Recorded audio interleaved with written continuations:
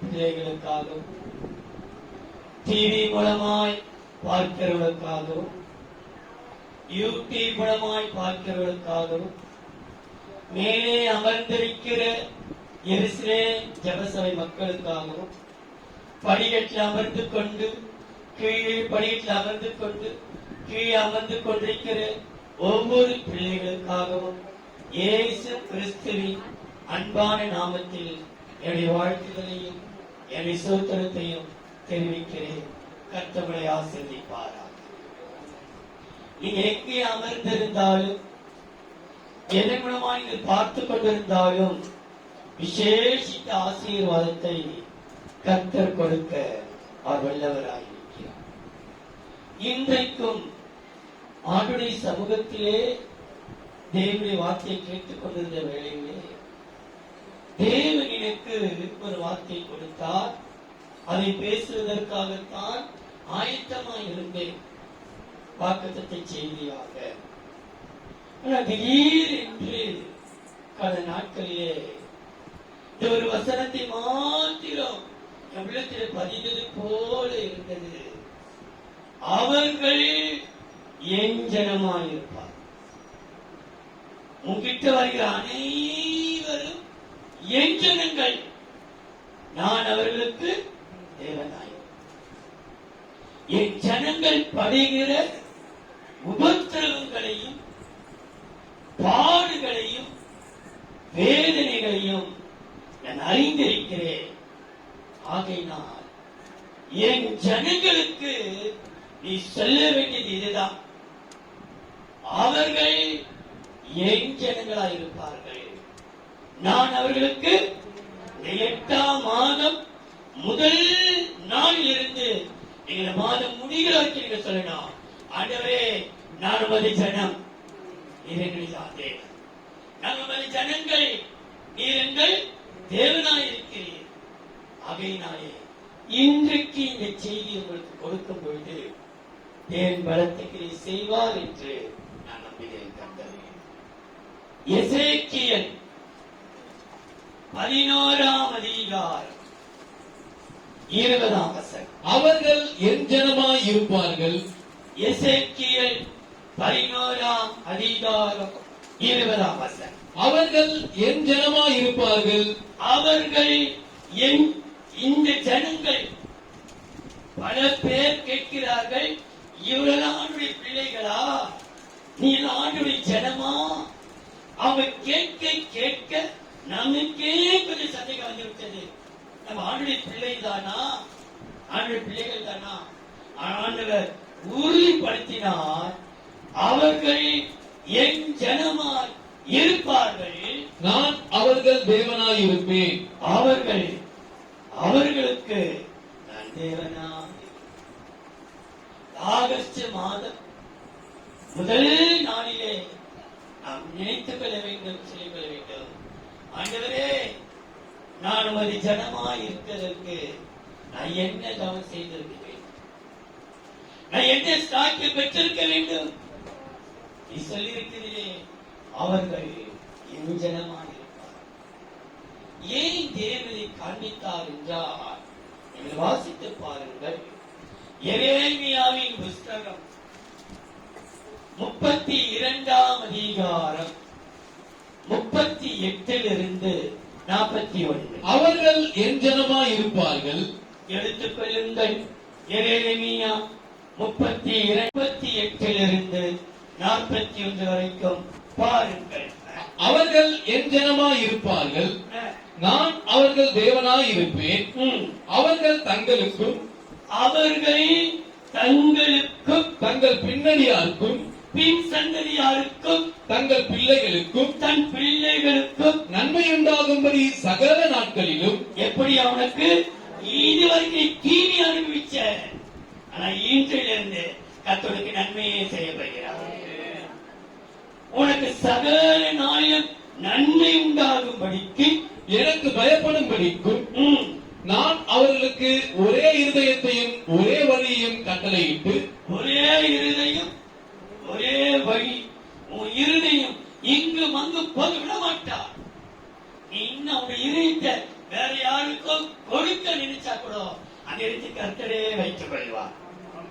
ஒரே இருதயத்தையும் ஒரே வழி கட்டளையிடுகிறேன். அவர்களுக்கு நன்மை செய்யும்படி இரண்டாவது முறை சொல்றார் பாருங்கள், அவர்களுக்கு நன்மை செய்யப்படி நான் அவர்களை விட்டு பின்வாங்குவதில்லை என்கிற பின்வாங்குவதில்லை என்கிற நித்திய உடன்படிக்கையை அவர்களோடே பண்ணி அவர்கள் என்னை விட்டு அகன்று போகாதபடிக்கு நம்ம போக நினைக்கிறோம். இன்னத்த ஆண்டவர் செய்தார், இன்னத்த ஆண்டவர் செய்தார் என்று மனமுடைந்து சிலர் போகிறோம். ஆனால் அவர்கள் என்னை விட்டு அகன்று போகாதபடிக்கு எனக்கு பயப்படும் பயத்தை அவர்கள் இருதயத்திலே வைத்து எங்க வைப்பாராம் பயத்தை? இதயத்திலே. ஆண்டவருக்கு எப்போதுமே கர்த்தருக்கு பயப்படும் பயத்தை கர்த்தரே வைப்பார். ஒரு இதயத்திலே வைத்து அவர்களுக்கு நன்மை செய்யும்படி அவர்கள் மேல் சந்தோஷமாயிருந்து. யார் சந்தோஷமா இருப்பாரா? ஐயோ இதுங்களுக்கு போய் நன்மை செய்யணுமே என்னை துக்கப்பட மாட்டாரா? ஐயோ இப்படி நன்மை செய்யணும் சந்தோஷமா இருப்பா. நீ நினைக்கிற நீ சந்தோஷமா அவர் படுத்தவே இல்லைப்பா. மகளே கர்த்தரே சந்தோஷமா இருக்கிறார். உனக்கு நன்மை செய்யும்படிக்கு உண்மையில் அவர் சந்தோஷமா இருந்து என் முழு இதயத்தோடும் என் முழு ஆத்மாவோடும் அவர்களை இந்த தேசத்திலே நிச்சயமாய் நாட்டுவேன். தேசத்திலே மூன்றாவது அலை வந்தாலும் உன்னை தொடவே தொடாது, நம்மை தொடவே தொடாது. நம்ம வாழ்ந்திருப்போம். நிச்சயமாய் நாட்டுவேன். இந்த அலைகள் நம்மை அசைக்க விடவே மாட்டான், ஒருவரை விட மாட்டான். நீ பயப்படுகிற அளவுக்கு இந்த மூன்றாவது அலை வருகிறது. என்ன காரியம் நமக்கு வந்தாலும் நம்ம நிச்சயம் உயிரோடு வாழ்ந்து கொண்டிருப்போம். வாதி நம்மை தொடவே தொடாது. இந்த 3 வசனத்தில் நீங்க பார்த்தீங்கன்னா 39 நன்மை உண்டாகும்படி, 40 வசனத்திலே நன்மை செய்யும்படி, 41 வசனத்திலே நன்மை செய்யும்படி. நான் சந்தோஷம். என்ன நிறைய தீமை அனுபவிச்சிட்டோம். பெற்றவர்களாலே தீமை அனுபவித்தோம். நீ பெற்றெடுத்த பிள்ளைகளாலே தீமை அனுபவித்தீர்கள். கூடப்பட்ட சகோதரத்தையும் அனுபவித்தீர்கள். சொந்தங்கள் பந்துகளாலே அநேகத்தையும் அனுபவித்தீர்கள். ஆனால் 8ஆம் மாதம் முதல் நாளிலிருந்து கர்த்தர் நன்மையே செய்யப்படுகிறார். ஏன் தெரியுமா? அவர்கள் என் ஜனங்கள், அவர்களுக்கு நான் நன்மை செய்யாமல் வேற யாருக்கு நான் நன்மை செய்ய? கர்த்தர் நமக்காக நன்மை செய்வதாக. அப்படி ஜனங்களுக்காக அவர் செய்கிற ஒரு 5 காரியத்தை நான் சொல்லி நான் முடிக்கிறேன்.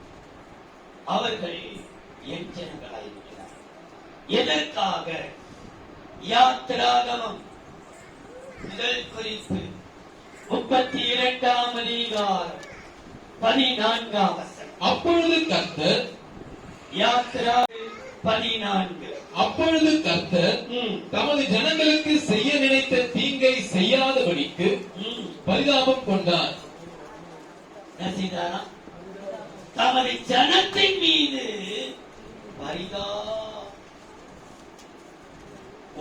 உன் மேல பரிதாபப்படுத்துக்கு ஒருத்தர் இல்லை. நீ நேசித்த கணவனோ, நீ விரும்பிய மனைவியோ, ஆசாசைய வளர்த்த பிள்ளைகளோ யாருமே உங்களை பரிதாபப்படல. ஆனா கர்த்தர் உன் மீது பரிதாபம் கொள்கிறார். கர்த்தர் தமது ஜனத்தின் மீது அவர் பரிதாபப்பட்டார். ஒரு வசனம் ஞாபகம் வருகிறது எனக்கு. இதே யாத்திராகமம் 3ஆம் அதிகாரத்திலே ஒரு வசனம், 3ஆம் அதிகாரம் 7ஆம் வசனத்தை பாருங்கள். அப்பொழுது கர்த்தர், யாத்திராகமம் கர்த்தர் எகிப்தில் இருக்கிற என் ஜனத்தின் உபத்திரவத்தை நான் பார்க்கவே பார்த்து, என் ஜனத்தின் உபத்திரவத்தை பார்க்கவே பார்த்து, ஆலோட்டுகளின் நிமித்தம் அவர்கள் இடுகிற கூக்குரலை கேட்டேன். அவர் இடுகிற கூக்குரலை கேட்டேன். அவர்கள் படுகிற வேதனைகளை அறிந்திருக்கிறேன். நீ படுகிற வேதனைகளை அறிந்திருக்கிறேன். அவர்களை எகிப்தியரின் கைக்கு விடுதலையாக்கவும் அவர்களை அந்த தேசத்திலிருந்து நீக்கி கானானியரும் ஏத்தியரும் எமோரியரும் பெருசியரும் ஏவியரும் எபூசியரும் இருக்கிற இடமாகிய பாலும் தேனும் ஓடுகிற நலமும் விசாலமான தேசத்திலே கொண்டு போய் சேர்க்கவும் இறங்கினே. உனக்காக இறங்கி வந்திருக்கிறார். உன் மீது பரிதாபப்படுவதற்கு தமது ஜனத்தின் மீது அவர் பரிதாபம் கொள்ளுவார். இன்றைக்கு யாருமே உன் மீது பரிதாபம் கொள்ளல. பொழுது வீழ்ச்சியா, பொழுது போனா போராட்டம் போராட்டம் போராட்டம். தேவ பிள்ளையே, நீ அவருடைய ஜனமா இருக்கிறபடினாலே இன்றைக்கு உனக்காக அவர் இறங்க போகிறார்.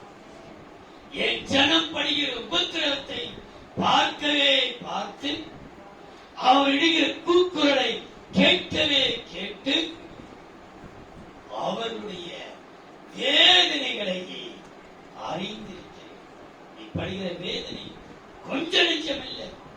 சில வேளை நமக்கு வேதனை வரும், இருதயமே அப்படி புயிற மாதிரி உள்ள, ஐயோ இவ்வளவு நம்ம என்னப்பா செய்யும், எங்களுக்கு மாத்திரம் ஏன் இந்த வேதனை தொடர்கிறது? நான் இன்னைக்கு சொல்கிறா, மகளே, என் மகனே, உடைய எல்லா போராட்டத்தையும் கர்த்தர் பார்த்து உங்களை பரிதாபம் கொள்கிறார். வேலையில்லாத சூழ்நிலை, வருமானம் இல்லாத சூழ்நிலை, கடன்கள் நெருக்கிறது, மழை காலம், வீடு இல்லாத சூழ்நிலை, வீடு ஒதுங்குவதற்கு இடமில்லை, என்ன செய்ய போகிறது தெரியலையே. இதெல்லாம் கர்த்தர் பார்த்து பரிதாபப்படுவதற்காக இறங்கி வந்திருக்கிறார். தமது ஜனத்திற்கு அவர் பரிதாபப்படுவார். எதற்காக பரிதாபப்படுகிறார் பார்த்தீங்களா? சில பேர், ஐயோ பாவம் பிரதர், ரொம்ப கஷ்டமா, சரி போயிட்டு வச்சுங்களா, அவங்க போயிடுவாங்க. கர்த்தர் நமக்கு போகவே மாட்டோம். நம்ம படுகிற வேலை பார்த்து பரிதாபப்படுவாங்க. ஐயோ பாவம், கடுகளை உதவி செய்ய மாட்டாங்க. நீ படுற பாடுகள் தெரியும், நீ படுற கஷ்டம் செய்யும், அவங்களுக்கு நன்மை செய்ய தெரிஞ்சு செய்ய மாட்டாங்க. ஆண்டவரே அமைதியா இருக்கிறார் பாஸ்டர், நம்மள கொடுக்க கூடாது, பரியாசம் பண்ணி கேலி பண்ணி சிரிக்கதான் இருக்கிறாங்க. ஆனா அவருடைய வேதனையை கர்த்தர் பார்க்கிறார். சில வேளையில நாம அவங்களும் கொடுக்க மாட்டாங்க, கொடுக்கிறவங்களையும் விட மாட்டாங்க. கொடுக்காத கொடுக்காத, அவங்களுக்காக கொடுக்காத, செய்யாது. நமக்கு தெரிஞ்சு யாராவது கஷ்டப்பட தெரிஞ்சா நம்ம ஜெபம் பண்ண முடிந்த அளவுக்கு நம்ம உதவி செய்யணும். அவங்க உதவி பெற்றுக்கொண்டு நம்ம எட்டி உதைச்சா கூட கர்த்தர் பார்த்து கொள்றாங்க. நம்ம எட்டி உதைக்கிறாங்க, ஏன் ஏனியே எட்டி உதைச்சா அவன் இறங்க முடியாது, தொப்புள் புதித்து கையில முடிச்சுப்பாங்க. ஒரு சமயம் ஏறிய போதனைக்கு எட்டி உதைச்சா கீழே தள்ளிட்டா ஒரு நாள் இறங்க முடியாம அவங்க வீட்டு கை கழிச்சு. அது நீ கவலைப்படாது. அவர் பரிதாபப்படுகிறார். எதற்கு தெரியுமா? 1 ராஜாக்கள் 8ஆம் அதிகாரம் 66ஆம் வசனம். 8ஆம் நாளிலே, 8ஆம் மாதம் முதல் நாள் இன்றைக்கு 8ஆம் நாளிலே ஜனங்களுக்கு விடை கொடுத்து அனுப்பினான். தமது ஜனத்திற்கு விடை கொடுத்து அனுப்பினார். அவர்கள் ராஜாவை வாழ்த்தி, கர்த்தர் தமது தாசனாகிய தாவீதுக்கும் தமது ஜனமாகிய இஸ்ரவேலுக்கும் செய்த எல்லா நன்மைக்காகவும் சந்தோஷப்பட்டு மனமகிழ்ச்சியோட தங்கள் கூடாரங்களுக்கு போய்விட்டார்கள். இந்த சபையை விட்டு நீ போகும்போது கர்த்தருக்கு மனமகிழ்ச்சி தரப்படுகிறார். மனவேதனை கர்த்தர் மாற்றுவார். மனவேதனையுடன் வந்து உட்கார்ந்து கொண்டிருக்கிற சபையை விட்டு வெளியே போகும்போது ஒரு மனமகிழ்ச்சியோடு நீ காணப்படுவார். சந்தோஷப்பட்டு நமது ஜனங்கள் சந்தோஷப்பட்டு மனமகிழ்ச்சியோடு போனார்கள். நீ உனக்கு மனவேதனை கொடுத்த காரியங்களில் இருந்து கர்த்தர் கொடுக்க போகிறார். உனக்கு மன மகிழ்ச்சி என்றால் உன் மனதில் இருக்கிற மனவேதனை கர்த்தர் மாற்றுவார். உனக்கு மன சஞ்சலங்கள், மன குழப்பங்கள், யாரை நினைச்சு பாச வேதனைப்படுத்து, எப்படி என்னால சந்தோஷமா இருக்க முடியும்? மனதில் அவள் வேதனை இருக்குது. கர்த்தர் தமது ஜனத்தின் பரிதாபம் கொண்டு அவர்களை மனமகிழ்ச்சியாக, மனமகிழ்ச்சி மாத்திரமல்ல, 1 நாளாகமம் 23 25 இஸ்ரவேலின் தேவனாகிய கர்த்தர் 25 இஸ்ரவேலின் தேவனாகிய கர்த்தர் தமது ஜனத்தை இளைப்பாறி இருக்க பண்ணினார். என்ன பண்ணுகிறாரா? தமது ஜனத்தை இளைப்பாற பண்ணுகிறார். அவர் என்றென்றைக்கும் எருசலேமில் வாசம் பண்ணுவார் என்றும். எங்க வாசம் பண்ணுகிறாரு? எருசலேமுக்குள்ளே வாசம் பண்ணுகிற கர்த்தர் உங்களுடைய எல்லா வேதனை கர்த்தர் மாற்ற, உங்கள் சுமைகளை மாற்ற போகிறார், உங்கள் வேதனை கர்த்தர் மாற்ற போகிறார். எருசலேமில் அமர்ந்து கொண்டிருக்கிற என் ஜனத்தின் மனபாரங்களை, மன போராட்டங்களை நான் மாற்றி அவளை இளைப்பாற பண்ணி மன மகிழ்ச்சியினாலே நிரப்புவேன் என்று கர்த்தர் எனக்கு வார்த்தை கொடுத்தார். ஆகையால் உங்களுக்கு சொல்லுகிறேன், ஆகஸ்ட் மாதம் 1ஆம் நாளிலிருந்து அவர்கள் என் ஜனமாயிருப்பார், நான் அவர்கள் தேவனாயிருப்பேன். எதற்காக? என் ஜனத்தை, என் ஜனத்தின் மீது பரிதாபப்பட்டு அவர்களை மனமகிழ்ச்சியாக, மகிழ்ச்சியை தொலைச்சு போயிட்டு சில முகத்துல சந்தோஷம் இல்லை, வராங்க போறாங்க, கடமைக்கு சிரிக்கிறாங்க தவிர அவனுக்கு மகிழ்ச்சியை தொலைஞ்சிடுச்சு. 7ஆம் மாசம் 31ஆம் தேதி வரைக்கும் மகிழ்ச்சி தொலைந்து போய்விட்டது. முதல் நாள் வந்திருக்கிற கர்த்தரோட மனதில மகிழ்ச்சி உருவாக்கலாம், மன மகிழ்ச்சியா இருக்க போகிறார். நீ அவருடைய ஜனம், அவருடைய மறக்கல, நீ அவரை விட்டு விலகினாலும் உனக்கு மன மகிழ்ச்சியை கொடுக்க உன் மீது அவர் பரிதாபப்படுகிறார். 2ஆம் உனக்கு மன மகிழ்ச்சி கொடுக்கத்தான் அவருடைய ஜனத்தின் மீது அவர் பரிதாபப்படுகிறார். 2ஆம் 1 சாமுவேல் 12 22 கர்த்தர் உங்களை தமக்கு ஜனமாக்கிக் கொள்ள. 1 அதிகாரம் 22 கர்த்தர் உங்களை தமக்கு ஜனமாக்கிக் கொள்ள பிரியமானபடியால், தமக்கு உன்னை அவர் ஜனமா ஏற்றுக்கொள்ள அவர் பிரியப்படுறார். நீ பிரியப்படுறீ இல்லையோ, நீ பிரியப்படுறியோ, எங்க ஏசப்பாதான் எனக்கு தேவை. ஆனா உன்னை மகளே அமர்ந்திருக்களை பார்த்து சொல்கிறேன், உங்கள் மீது அவர் பிரியப்படுகிறார். தமது ஜனத்தின் மீது பிரியம் கொள்ள கர்த்தர் தம்முடைய மகத்துவமான நாமத்தின் நிமித்தம் தமது ஜனத்தை கைவிட மாட்டார். என்ன செய்ய மாட்டாரா? தமது ஜனத்தின் மீது பிரியமா இருக்கிறதுனாலே அவர் கைவிடவே, தமது ஜனத்தின் மீது பரிதாபம் கொள்ளவா. 2வது தமது ஜனத்தை கைவிடவே மாட்டார். ஒருவர் கைவிட மாட்டார். நீ நினைச்சிட்ட ஆண்டவர் கைவிட்டுட்டார், பாஸ்டர் என்ன என் குடும்பத்தை கைவிட்டுட்டாரு, நாங்க என்ன செய்த கைவிட்டுட்டாரு. கைவிடவே இல்லை. தமது ஜனத்தின் மீது அவர் பிரிய வைத்திருக்கிறார்.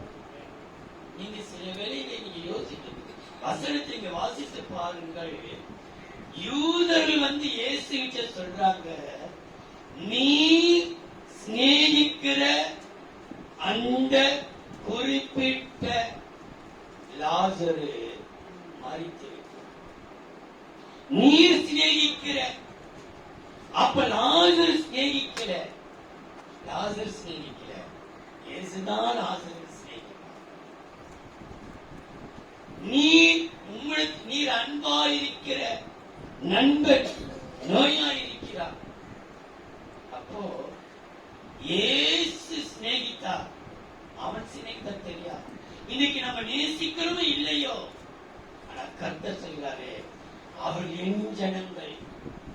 அவர்களுக்கு நான் தேவனாயிருப்பேன், அவர்களை நான் கைவிடவே மாட்டேன்.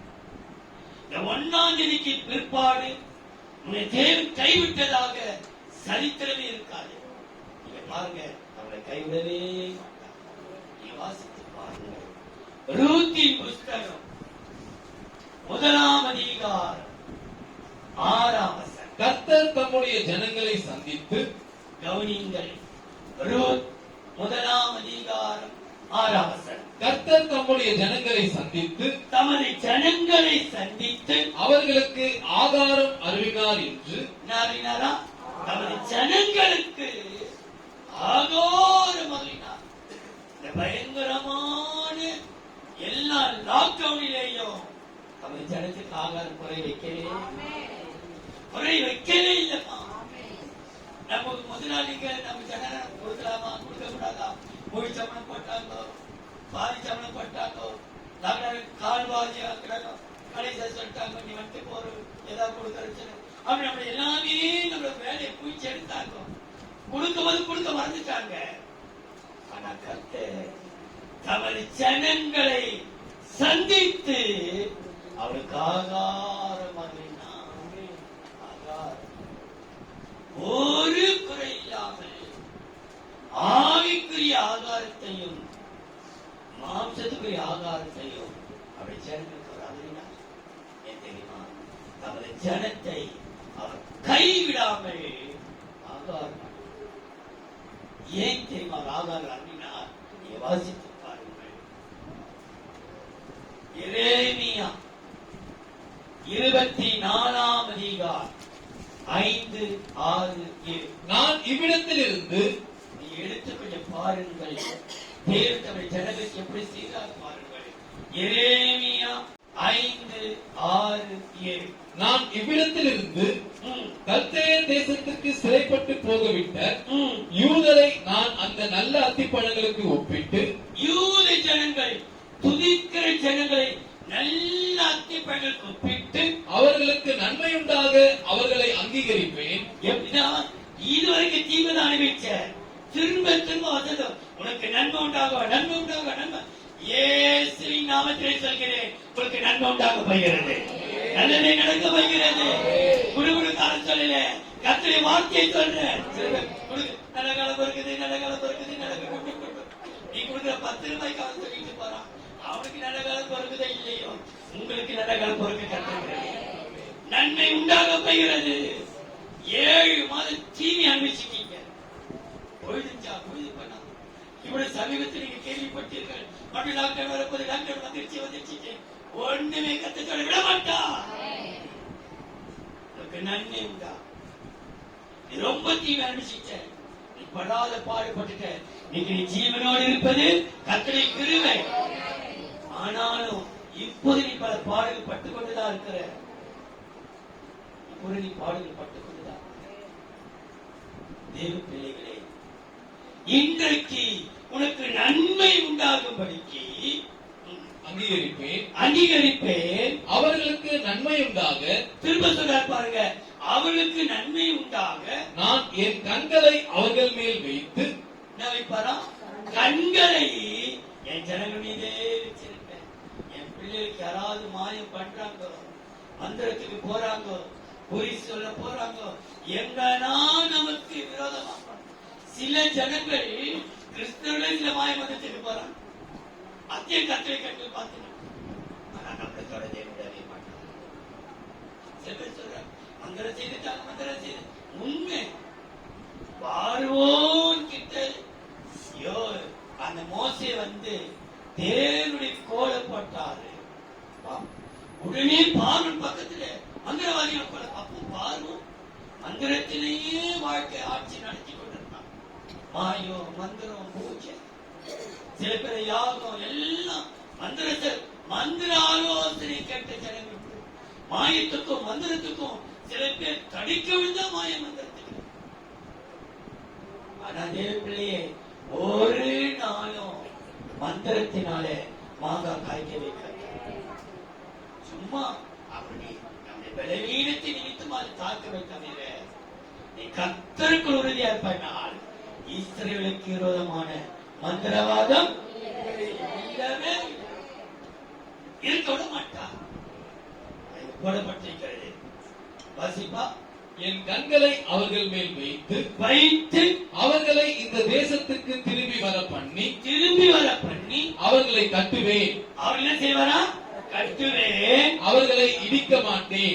இடிக்க மாட்டார். உன் குடும்பத்தை எந்த ஒரு இடிதல் வரவே வராது. இதுவரைக்கும் ரத்த சிந்தனா போதும். நான் கட்டுவேன். அவர்களை இடிக்க மாட்டேன். அவர்களை நாட்டுவேன்.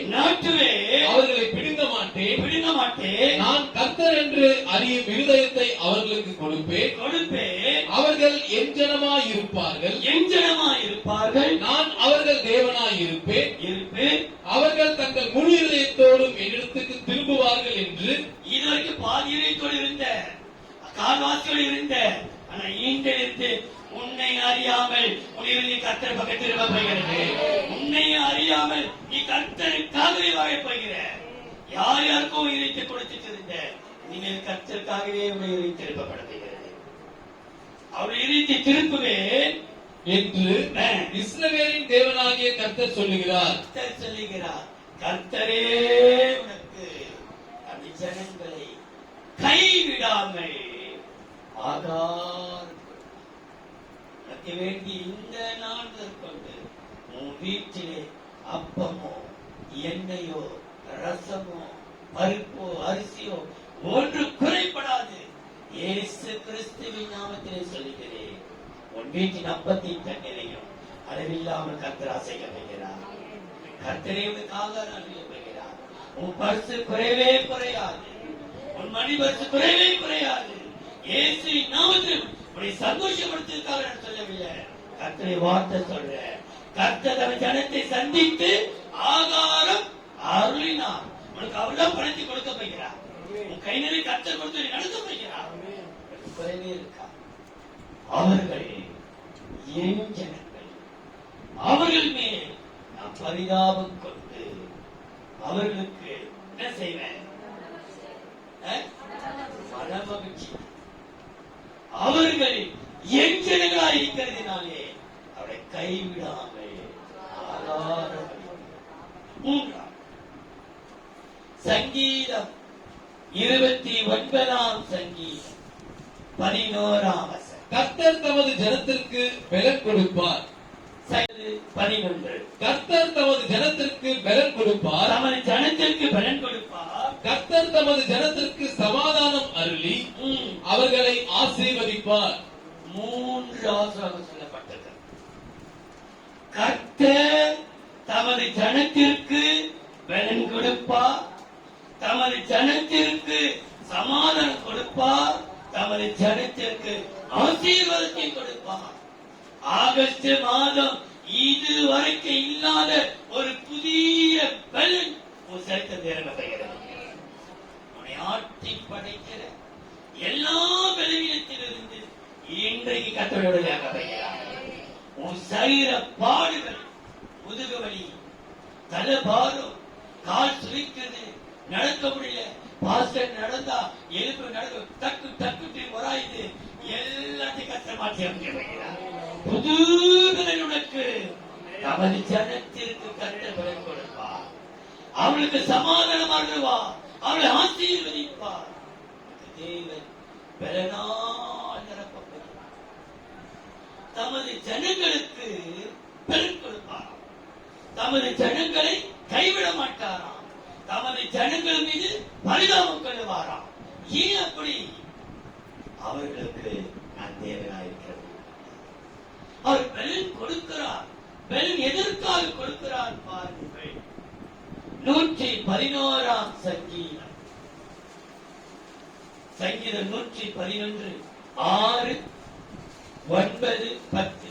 ஜாதிகளின் சுதந்திரத்தை 111ஆம் சங்கீதம் 6ஆம் வசனம் 9ஆம் வசனம் 10ஆம் வசனம். ஜாதிகளின் சுதந்திரத்தை தமது ஜனங்களுக்கு கொடுத்ததினால், தமது ஜனங்களுக்கு சுதந்திரத்தை கொடுத்ததினால், தமது கிரியைகளின் பலத்தை, கிரியைகளின் பலன் கவனித்தீங்களா?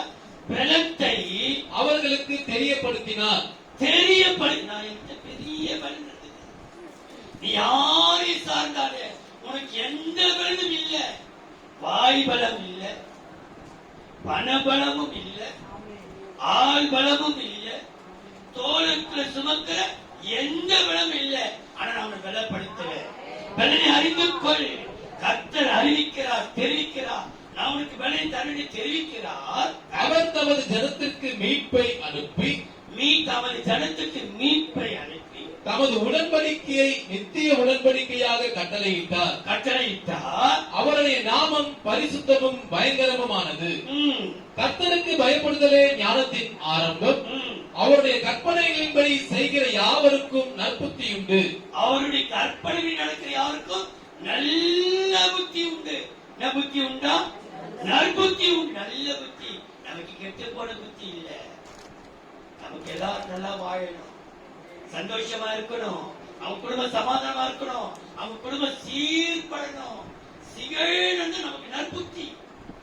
கெட்டு போனோம், சில பேர் அழியணும், கெடணும். கெட்டு போன புத்தி அறிந்துக்கலாம். நமக்கு கர்த்தனை புத்தி கொடுத்திருக்கிறாரா? நற்புத்தியை கொடுத்திருக்கிறாரு. நற்புத்தி உண்டு. அவர் புகழ்ச்சி என்றென்றைக்கும் இருக்கும். அவருக்கு புகழ்ச்சி. கர்த்தர் தமது ஜனத்திற்கு பலன் கொடுத்து அவருடைய புகழ்ச்சியா உன் பெயரை புகழ்ச்சி. உன் பெயரை யாரெல்லாம் கெடுத்தாங்களோ, நீ நல்லவே இல்லை, இவன் நல்லவே இல்லை, நல்லவே இல்லை. சில பேர் சொல்லுவாங்க, அவன் நல்லவனே இல்ல பாஸ்டர், அவன் நல்லவனே இல்ல பாஸ்டர், அவன் ஏமாத்துக்காரி. ஆனா கர்த்தர் சொல்றா, உன்னை நல்லவனாய் கர்த்தர் மாற்ற வைக்கிறார். உன்னை எல்லாரும் சொல்லலாம், நீ கெட்டவள், நீ கெட்டவன். உன் குடும்பம் சொல்லுது, ஆனா வேதம் சொல்லுது, உனக்கு நல்ல புத்தியை கொடுத்ததுனால அவனை புகழ்ச்சியாக வைக்கிறார். நமக்கு நற்புத்தி உண்டு. அதுக்கு சில பேர் கெட்டதையே யோசிப்பார், கெட்டு போன புத்தி. கர்த்தர் நமக்கோ நற்புத்தியை கர்த்தர் கொடுத்திருக்கிறார். அல்லேலூயா. கர்த்தர் பலன் உண்டு. நான்காவதா, கர்த்தர் தமது ஜனத்தின் மீது பரிதாபம் கொள்வார்.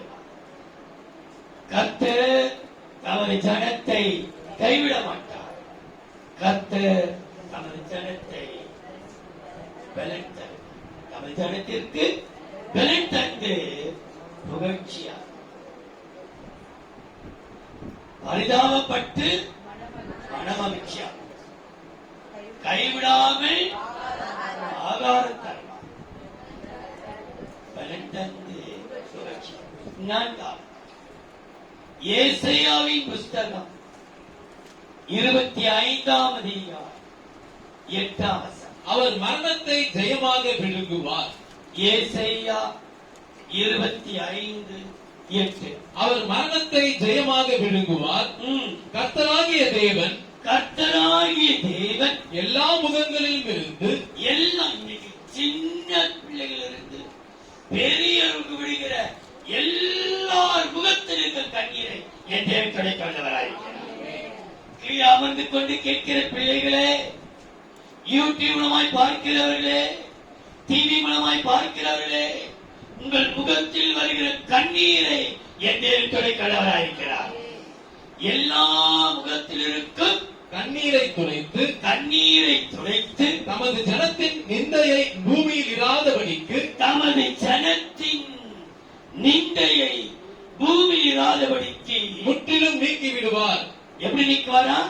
கொஞ்சம் கொஞ்சமாக அல்ல, முற்றிலும் நீக்கி விடுவார். கர்த்தரே இதை சொன்னார். யார் சொல்லுகிறது? கர்த்தரே சொல்லுகிறார். உன் முகத்தின் கண்ணீரை இன்றைய கர்த்தர் துடைக்க வைக்கிறார். நேற்றெல்லாம் எவ்வளவு கண்ணீர் விடுச்ச மகளே, நீ கேட்கிற மகனே, உன்னை அழ வைத்தார்கள், உன்னை கதற கதற வைத்தார்கள். சரியா சாப்பிட முடியல, வேலை செய்ய முடியல. நீ கேட்ட செய்தியெல்லாம் துர்ச்செய்தினாலே உன் இறுதி கலங்கி கலங்கி இந்த நிந்த என்றைக்கு நீங்குமோ நீங்குமோ. என்னதான் ஆண்டவரை நான் செய்தேன், என் குடும்பம் என்ன செய்தது, ஏன் இந்த பிரச்சனைகள் சுத்தி சுத்தி எங்களுக்கு தான் ஏதாவது பிரச்சனை சுத்தி எவ்வளவுதான் நமக்கு சுத்தி சுத்தி நமக்கு இந்த அவமானம், கண்ணீர் கண்ணீர் கண்ணீர். சாப்பிடும் போதே சில பேர் கண்ணீரா, பசி எடுத்து சாப்பிடுறோம், ஆனா சந்தோஷமா சாப்பிடுறோம். கண்ணுல இருந்து அப்படியே தண்ணீர் படபட டீ குடிக்கும் போதே கண்ணீர் வருது. அந்த டீயோடு கூட அந்த தண்ணீரை கலந்துட்டு கண்ணீரே நமக்கு குணமாயிடுச்சு. ஆனா கர்த்தர் சொன்னார், என் ஜனத்தின் கண்ணீரை நான் முற்றிலும் நீக்குவேன். உன் அழுகையின் சத்தத்தை கர்த்தர் கேட்டுட்டார். நீ பயப்படாதே. உன் வறுமை, இல்லாத சூழ்நிலை, கஷ்டம், வேலை இல்ல, வருமானம் இல்ல, நீ நம்பி கொடுத்த ஏமாற்றுக்காரர்கள் ஏமாற்றுகிறார்கள். பயப்படாதே, சோர்ந்து போகாதே. 8ஆம் மாதத்தோடு உன் இந்த இடம் முடிய போகிறது. உன் புருஷன் கண்ட வந்த கண்ணீர், உன் பிள்ளை வந்த உன் பிள்ளையுடைய கண்ட வந்த கண்ணீர், வாலிபர் கண்ணீர் விட்டார்கள், வயதான கண்ணீர், ஆண் மகன் கண்ணீர் விட்டான். மகனே, உன் கண்ணீரை கர்த்தர் பார்க்கிறார். நீங்க கர்த்தர் சொல்கிறார், என் ஜனத்தின் கண்ணீரை நான் துடைத்து இந்த முற்றிலும் நீக்குவேன். கொஞ்சம் கொஞ்சமா இல்ல, கொஞ்சம் கொஞ்சம் இல்ல, ஒரே நாளில டக்குத்துக்கு கர்த்தர். உனக்கே தெரியாது இந்த வறுமை எப்படி போச்சு, எப்படி இவ்வளவு பெரிய பாரமா இருந்துச்சு. பாரமெல்லாம் கர்த்தர் மாற்றினார். எல்லா என் ஜனத்தின் கண்ணீரை நான் துடைத்தேன். அது ஒருத்தர் 2 பேர் இல்லாமா, எல்லா முகத்தில் இருக்கிற கண்ணீர். என் சின்ன பிள்ளை எதுக்கு அழுதுட்டு என் தேவனுக்கு தெரியும். அம்மு பெற்றெடுத்திருக்கிற குழந்தை எதுக்கு அழுது அம்முக்கு தெரியாது, ஆனா கர்த்தருக்கு தெரியும். கண்ணீரை கர்த்தர் துடைக்க எல்லார் முகத்தில் இருக்கும் கண்ணீரை துடைத்து என் ஜனத்தின் நிந்தையை முற்றிலும் நீக்குவேன் என்று கர்த்தரே இதை செய்கிறார். எதற்காக கண்ணீரை துடைக்கிறார் பாருங்கள். ஏசாயா 28ஆம் அதிகாரம் 5-6. அக்காலத்திலே சேனைகளின் கர்த்தர் 28:5-6. அக்காலத்திலே சேனைகளின் கர்த்தர் தமது ஜனத்தில் மீதியானவர்களுக்கு மகிமையான கிரீடமாகவும், தமது ஜனத்திற்கு தமது ஜனம் மகிமையான கிரீடமாகவும், அலங்காரமான முடியாகவும், நியாயம் விசாரிக்க உட்காருகிறவர்களுக்கு நியாயத்தின் ஆவியாகவும், நியாயமும் பக்கம் இருக்கிறது, நியாயம் ஜெயிக்கப்படுகிறது, அநியாயம் ஒரு நாள் ஜெயிக்காது. இயேசுவின் நாமத்தில் சொல்கிறேன், நியாயம் விசாரிக்கிற நியாயாதிபதியாக கர்த்தர் உட்கார்ந்து கொண்டிருக்கிறார். நமது ஜனத்தின் கண்ணீர், அவங்க எல்லாம் அவங்க பக்கம் தான். எனக்கு நியாயம் பேச ஒருத்தரும் இல்ல, ஆனா கர்த்தருக்காக இருக்கிறார். உன் குடும்பமே உனக்கு விரோதமா இருக்கலாம், கர்த்தருடைய கண்ணீரை கர்த்தர் பார்க்கிறார்.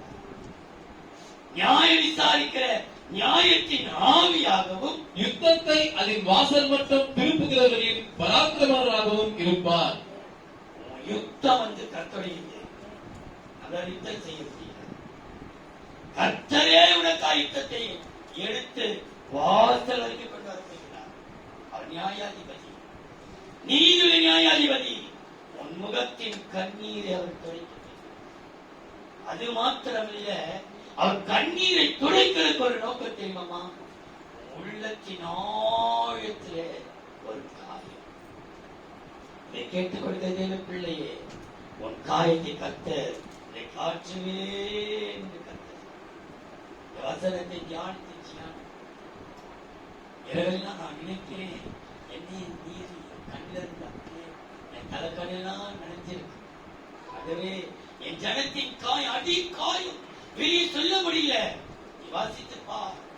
ஏசாயா 30ஆம் அதிகாரம் 26ஆம் வசனம். கர்த்தர் தமது ஜனத்தின் முறிவை கட்டி, கர்த்தர் ஏசாயா 30:26, கர்த்தர் ஜனத்தின் முறிவு முறிச்சிட்டாங்க. கையை முறிச்சிட்டாங்க, காலை முறிச்சிட்டாங்க, இருதயத்தையே முறிச்சிட்டாங்க. அவங்க பேசின பேச்சு, அவங்க நடந்த விதம், இருதயத்தை முறிவை கட்டி அதன் அடிக்காயத்தை குணமாக்கும் நாளிலே, அடிய காயம் விளக்கினாள்.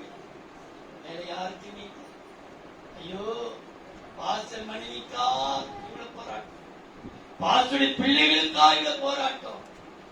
அவங்க பிள்ளைகளுடைய அடி காயத்தை இவங்களுடைய பாத்திரமா காயில அடி காயம், பாசுடைய குடும்பத்திலேயா காயம், யாருக்குமே தெரியல. ஆனா மனதில் காயம், மனதில் இருக்கிற காயம் அடி காயத்தை குணமாக்கும் நாளிலே சந்திரனுடைய வெளிச்சம் சூரியனுடைய வெளிச்சத்தை போலவும் சூரியனுடைய வெளிச்சம் ஏழத்தனையா 7 பகலின் வெளிச்சத்தை போலவும் இருக்கும். கவனிங்கள், இன்றைக்கு தேவ பிள்ளையே, உன் உள்ளத்தினால் அடி காயத்தை மேற்புச்சா காசு. நாங்க நல்லா இருக்கிறோம், ரொம்ப நல்லா இருக்கிறோம் பாஸ்டையா.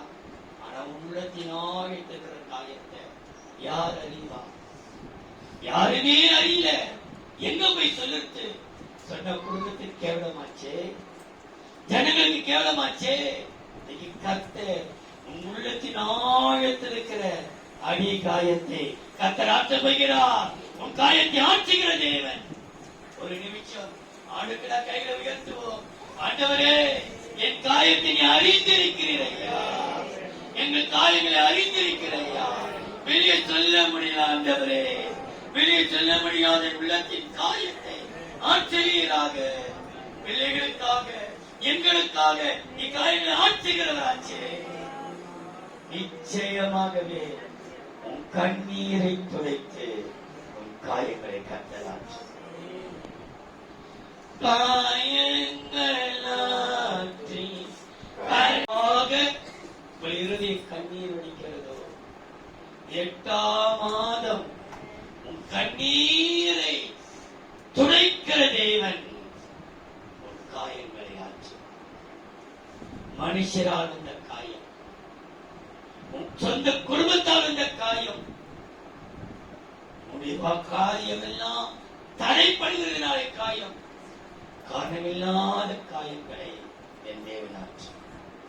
கடைசி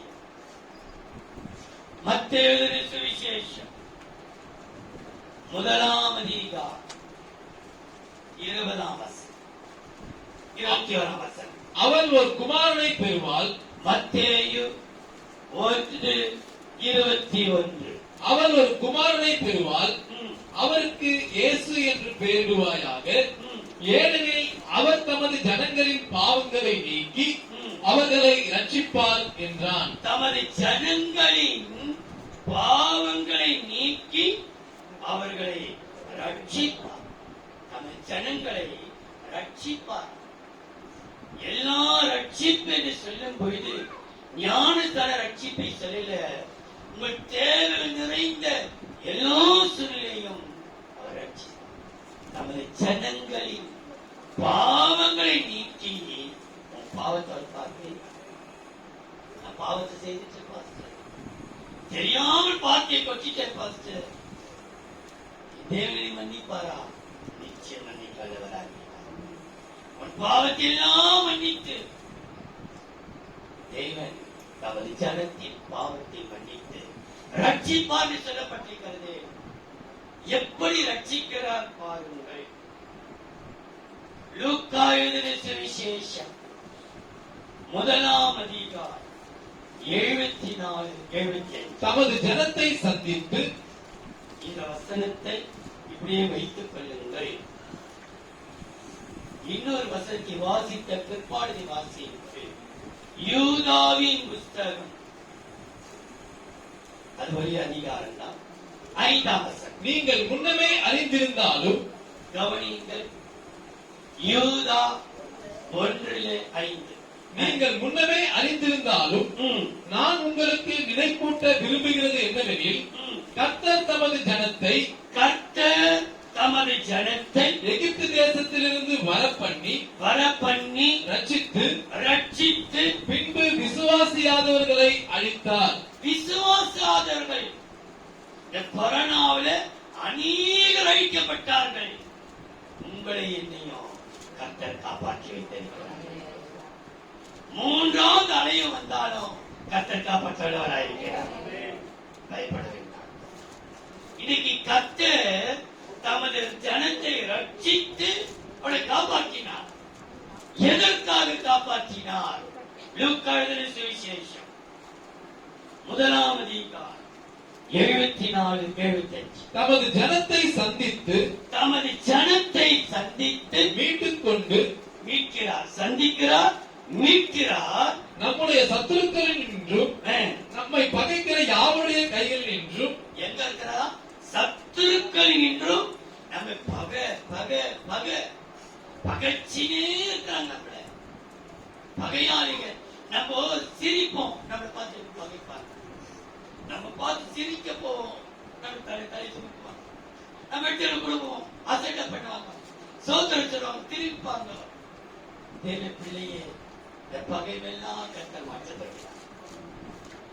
சத்துருக்கள் நின்றும் நம்மை பகைக்கிற யாவருடைய கையில் நின்றும் நம்மை ரட்சிக்கும்படிக்கு தம்முடைய தாசனாகிய தாவீதின் வம்சத்திலே நமக்கு ரட்சணிய கொம்பை ஏற்படுத்தினார். ரட்சணிய கொம்பை நம்மை காப்பாற்றுவதற்கு ஒரு ரட்சணிய கொம்பு.